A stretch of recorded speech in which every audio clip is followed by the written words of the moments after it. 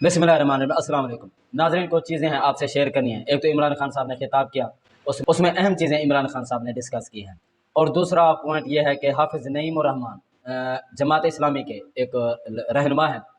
आज इलेक्शन था कराची के मेयर का, उस पर हंगामा आराई और कुछ चीज़ें हैं, कुछ डेवलपमेंट्स हैं, वो भी आपसे शेयर करनी है। और वही चीज़ दोहराई गई है जो मुजीब रहमान के साथ हुआ था बांग्लादेशियों के साथ, वही चीज़ आज देखने को मिली है। सबसे पहले हम डिस्कस कर लेते हैं कि इमरान खान साहब का खिताब, उसने कुछ चीज़ें बताई हैं। एक तो उन्होंने अलीमा खान साहब का जो केस था 6 अरब रुपए का और उस पर बनने वाला मुकदमा, इमरान खान साहब ने कहा कि कोई भी शख्स अगर वो ज़मीन देख ले, कोई हुकूमती ओहदेदारी देख ले या एंटी करप्शन वाले नैब वाले ही देख लें या कोई भी देख ले, वो ज़मीन जाकर और उसकी कीमत लगा ले। और सबसे बड़ी बात यह है कि जो पटवारियों के ज़रिए उसमें टेम्परिंग की गई है रिकॉर्ड में, उसमें ज़ाहिर किया गया है कि इमरान खान के दौर में अलीमा खान ने वो ज़मीन ली थी जो कि ज़मीन की कीमत ज़्यादा थी और उन्होंने सस्ती ज़मीन ली थी। यानी कि इमरान खान का जो ओहदा था वजारत उज़्मा वाला, उसका फ़ायदा उठाते हुए उन्होंने ज़मीन सस्ती ख़रीदी जो कि महंगी ज़मीन थी। उस पर इमरान खान ने वजाहत दी है। बकौल इमरान खान साहब के वो कहते हैं कि अलीमा खान ने जो ज़मीन ली थी वो उसकी जो पेमेंट थी बाई हैंड नहीं की थी, बैंक के ज़रिए चेक के ज़रिए की थी। पर जो चेक कैश कराने के लिए देते हैं तो उस पर डेट लिखी होती है, वो डेट जो लिखी हुई है वो शहबाज शरीफ हुकूमत के दौर की लिखी हुई है, यानी कि जून जुलाई की वो डेट लिखी हुई है। लेकिन इन्होंने पटवारियों के साथ मिल के उसमें टेम्परिंग करवा के वो इमरान खान के दौर की जो है ना डेट लिखवा दिया है, जो कि ये उल्टा उनके गले में पड़ने वाला है। और इमरान खान साहब ने कहा कि इस पर मैं उनके नैब के खिलाफ केस भी करूँगा कि उन्होंने जालसाजी के ज़रिए अलीमा खान को, क्योंकि ये भी खातून को जलील करने वाली बात है कि किसी तरह इनको जलील किया जाए, और इसको कहते हैं सियासी इंतकामी कार्रवाई। एक तो इस चीज़ की उन्होंने वजाहत की। दूसरा कि जो क्वेटा में वकील कत्ल हुआ है वो मामला भी, उसका केस भी इमरान खान साहब पर डाल दिया गया है। और जो मकतूल की बीवी है उसका कहना है कि ये कत्ल उसके देवर ने कराया है, यानी कि ज़ाती दुश्मनी का जो है ना वो शाखसाना लगता है कि ज़ाती दुश्मनी की बिना पर उस वकील को कत्ल किया, जिस पर इमरान खान साहब ने अफसोस का इजहार भी किया है। लेकिन अता तारड़ साहब ने बाकायदा प्रेस कॉन्फ्रेंस करके बिना इन्वेस्टिगेशन के, बिना तहकीक के, बिना उस पर रिपोर्ट तैयार होने के, उन्होंने पहले ही केस अभी अदालत में भी नहीं गया, उसका मुकदमा, उसका फैसला जो है वो अता तारड़ साहब ने इमरान खान साहब के ख़िलाफ़ दे दिया है कि अब इसमें उसको ज़मानत भी नहीं मिलनी। अता तारड़ साहब खुद भी एक वकील हैं, वकालत करते रहते हैं, लेकिन इस तरह कानून की धज्जियाँ उड़ाना, इस तरह कानून का मजाक बनाना बग़ैर इन्वेस्टिगेशन के, बग़ैर तहकीक के। देखें, इमरान खान साहब ने कहा कि मुझ पर कातिलाना हमला होता है। जो नाम इमरान खान साहब देते हैं कि इन 3 लोगों पर मुझे शक है कि ये इन्होंने मुझे कत्ल कराने की साजिश की है या इसमें इन्वॉल्व हैं, तो इमरान खान साहब की FIR नहीं काटी जाती जिस पर कातिलाना हमला हुआ है। लेकिन जिस चीज़ में इमरान खान साहब मुलव्वस भी नहीं है वो तो बाद में पता चलता है, इन्वेस्टिगेशन होगी, JIT बनेगी और तफ्तीश होगी, फिर पता चलता है कि इसमें कौन मुलव्वस है, सहूलतकार कौन है इस कत्ल का। बाद में फिर जो है ना उसके खिलाफ कानूनी कार्रवाई और सजा जजा का काम होता है। लेकिन इमरान खान साहब पर कत्ल होते ही 24 घंटे के अंदर अंदर अता तारड़ साहब ने इमरान खान साहब पर डाल दिया, बाकायदा फैसला सुना दिया कि ये इमरान खान साहब ने ही कराया है।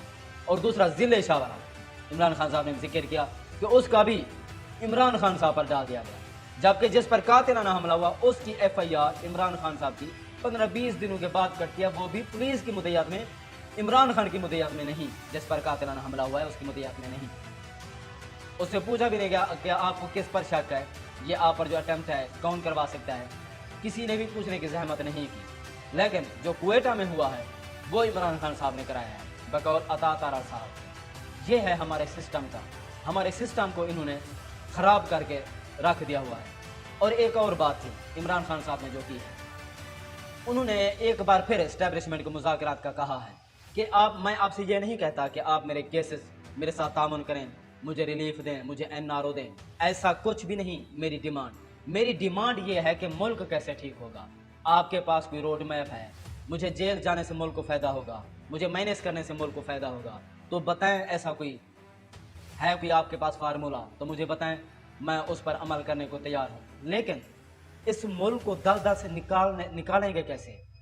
وہ سمجھتے ہیں عمران خان صاحب کہ میرے مطابق جہاں تک اس کی جو سوچ ہے وہ کام کرتے ہیں، وہ کہتے ہیں کہ عمران خان کہ پاکستان نئے الیکشن میں جانے سے ہی جب نئی قیادت آئے گی اور پولیٹیکل اسٹیبلٹی آئے گی تبھی ملک جو ہے بحرانوں سے نکلے گا، خواہ عوام کسی کو بھی چوز کرے قیادت کو۔ نئی قیادت آئے گی اور جو فارن انویسٹر ہیں، بزنس مین ہیں، ان کا اعتماد نئی گورنمنٹ پہ ہوگا، تبھی جا کے جو ہے نا یہ معیشت جو ہے دوبارہ گروتھ کی طرف جائے گی، ادروائز نہیں جائے گی۔ اگر آپ کے پاس کوئی روڈ میپ ہے تو مجھے پیش کیا جائے، مجھے بتایا جائے، یا ڈائلاگ ہی کر رہے ہیں۔ اور یہ نہ سمجھے کہ ڈائلاگ کا مقصد یہ نہیں ہے کہ عمران خان نے گھٹنے ٹیک دیے ہیں۔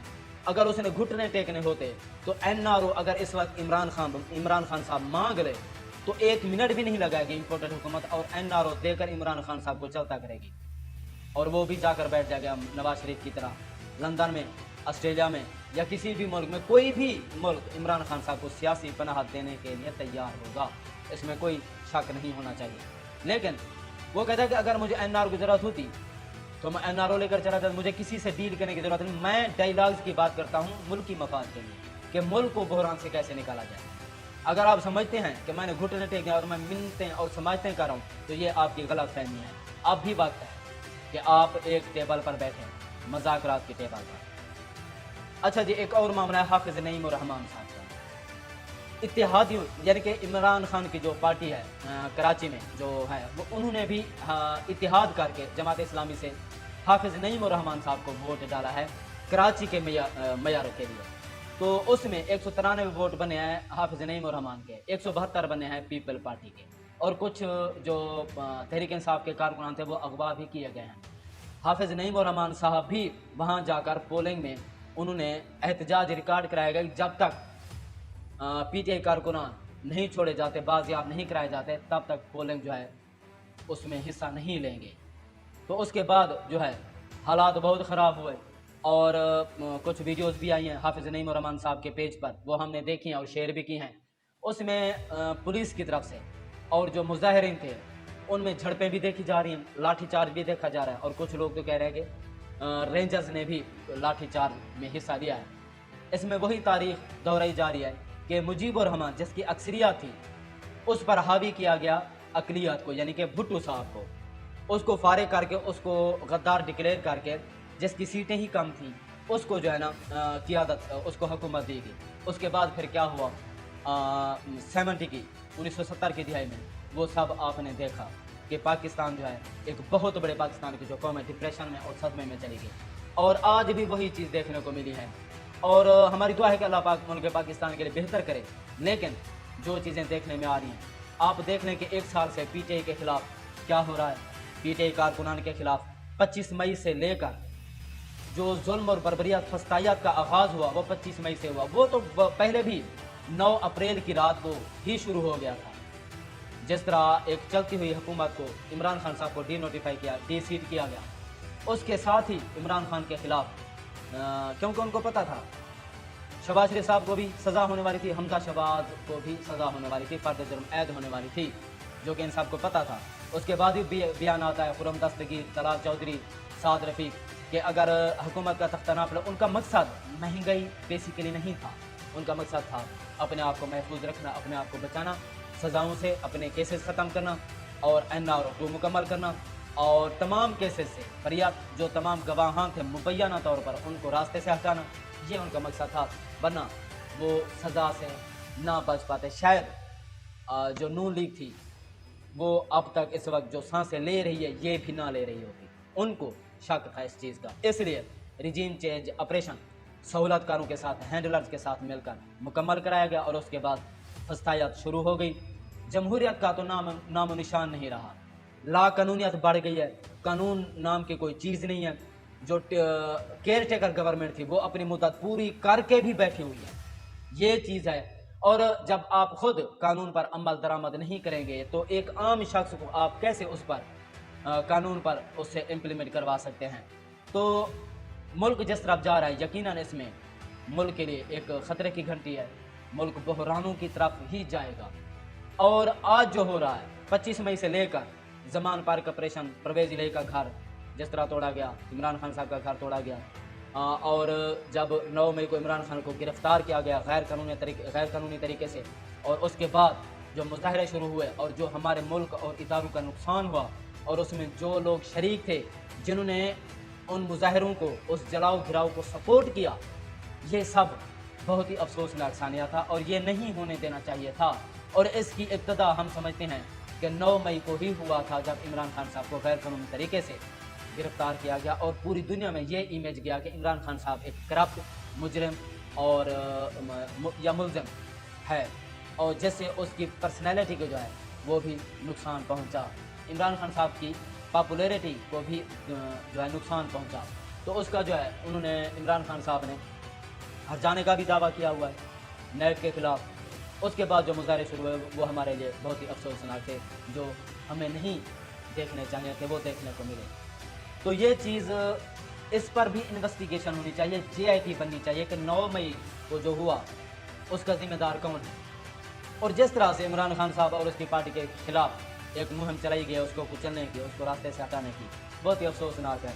एक बहुत बड़ी पॉलिटिकल जमात को, एक अवामी मैंडेट रखने वाली जमात को आप इस तरह क्रश करने की कोशिश करेंगे तो अवाम का जो है रद्द अमल तो आएगा। अवाम, इसका मतलब नहीं है कि अवाम बाहर नहीं निकल रही तो इमरान खान साहब की जो पॉपुलैरिटी है या मकबूलियत है वो ख़त्म हो रही है, ऐसा नहीं है।